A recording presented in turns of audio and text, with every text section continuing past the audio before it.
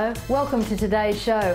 I'm going to make for you now a really lovely dish that I'd probably serve more as an entree than a main, because otherwise it will end up costing you quite an amount, because we're using king prawns, which generally aren't cheap.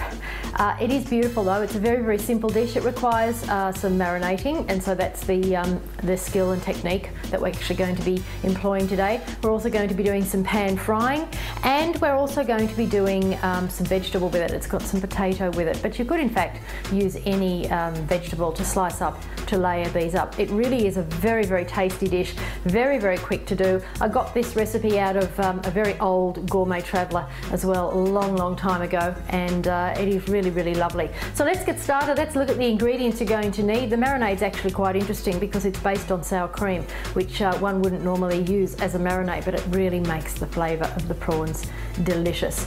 Let's have a look. For this dish you'll need sour cream, lime juice, panchphora, garlic, dried chili flakes, some chopped coriander, some large green prawns, Desiree potatoes or equivalent, some melted butter, extra virgin olive oil and some lime wedges to serve.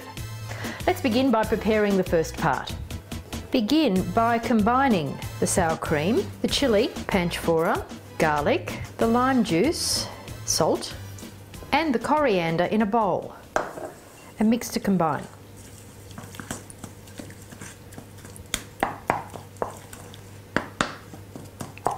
This will become our marinade, and we're going to marinate our prawns in this for around about 30 minutes. When you're working with seafood, it's a good idea not to marinate for longer than that, because the acid in the marinade, in this case it's lemon juice, will in fact par-cook the seafood, and it will make it tough when you go to cook it in whatever format you're going to be cooking it in. And today we're going to be pan frying it. Now you can just put the prawns into this and pop it into the fridge, but I tend to do my marinating in a Ziploc bag. And the reason I do that is because I find that the marinade permeates all of the ingredient that I'm marinating much, much better. Take a Ziploc bag and first pop your prawns in. Now the prawns have already been peeled, as you can see, and deveined. And to find out how to do that, you can go to the website and have a look at the video. We're working with king prawns. You can do this with any size prawn. And now what we want to do is we want to add our marinade in there with the prawns.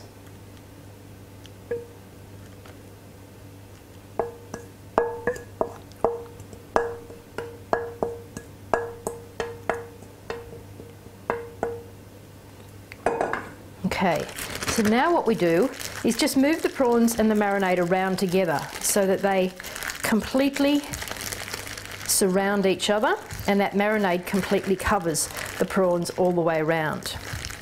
This is the easiest way to marinate anything. I do it all the time, and the great thing about it is that I don't have to go in and stir them periodically throughout that marinating time. Once you've done that, push them right down to the very end so you get rid of most of the air in that bag. So if I push that all the way down, you can see that this is now sealed and there's almost no air in there at all. Now seal the bag completely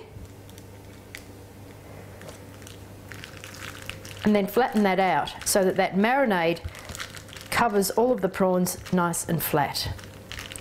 We're going to pop that now into the fridge like that, and as you can see, if I turn that over, we've got them pretty well covered, or at least marinade touching them all the way around.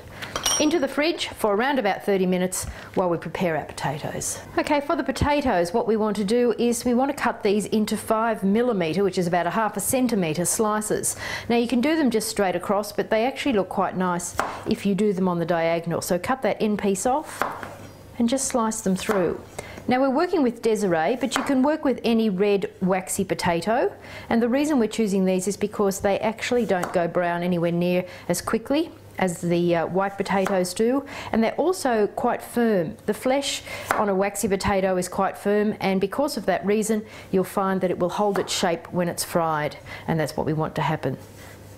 So get rid of those, and we also want them to be quite dry because otherwise they're going to splash and splutter quite a lot when we pop them into the pan. So just use a little bit of paper towel and lay your potatoes out flat and then bring the other piece over the top and just pat them nice and dry to get rid of as much of the moisture as we possibly can. As an alternative to melting the butter in the pan or oil in the pan for your potatoes or your vegetables, you could actually brush them with the melted butter or the oil as well, and then just go with a completely dry pan. The choice is yours. Both of them will work equally as well. If you decide to char grill those vegetables, which is another option for this dish, and in fact looks very effective because you get the char grill lines going across the vegetable, then definitely paint that oil or butter on the vegetable and have the very dry char grill pan. That way you won't get any smoking happening, and you will get a lovely effect with the vegetables. Now a little bit of butter in the pan, and just allow that to melt. Swirl it around. We don't want it to burn. Remember, butter is a very, very low smoke point, so it's important not to allow it to burn. And then into there we're going to place our potatoes. This is just simple pan frying of potatoes, or any vegetables can be done exactly the same way. Leave your pan on high to begin with. We want them to brown, and then we're going to turn it down as soon as we get that first lot of browning occurring, and then flip them over.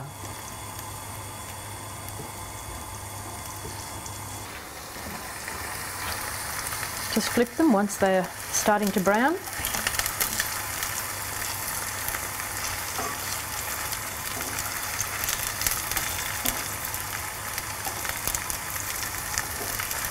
We don't want them to be charcoal, we just want them to slightly change colour and obviously be cooked through.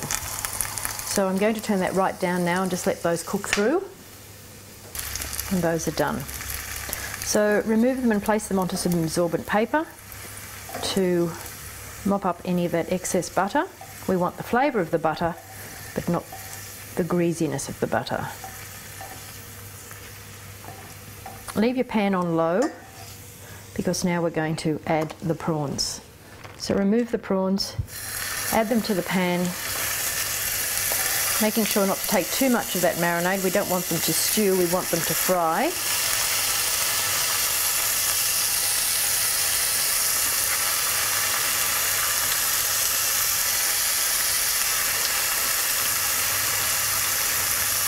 Now, prawns won't take very long. As with most seafood, they do cook quite quickly. They will curl up and they will change colour. Once that happens, you just need to flip them over and make sure that both sides are nice and brown. And again, that lovely butter flavour will permeate without being too greasy.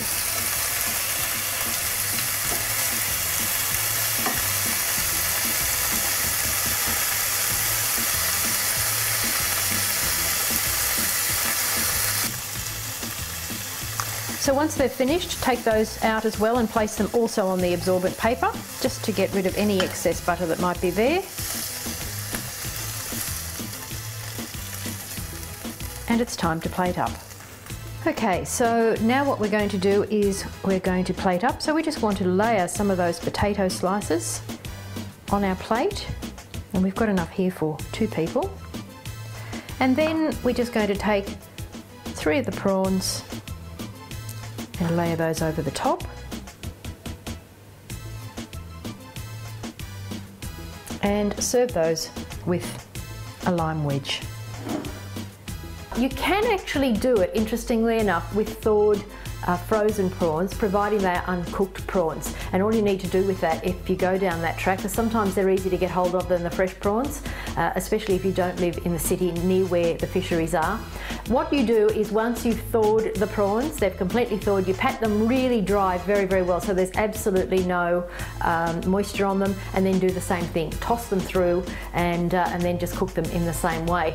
They actually turn out quite well, so that's something to keep in mind if you can't get hold of fresh prawns. Go for the frozen but raw prawns, not the cooked ones, because you don't want to doubly cook them. If you doubly cook them, they will be incredibly tough and it'll lose all of their flavour.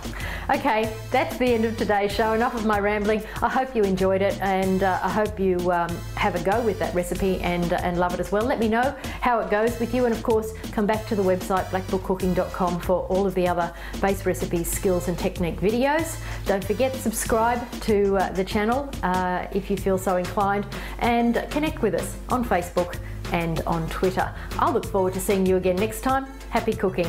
I'm Victoria.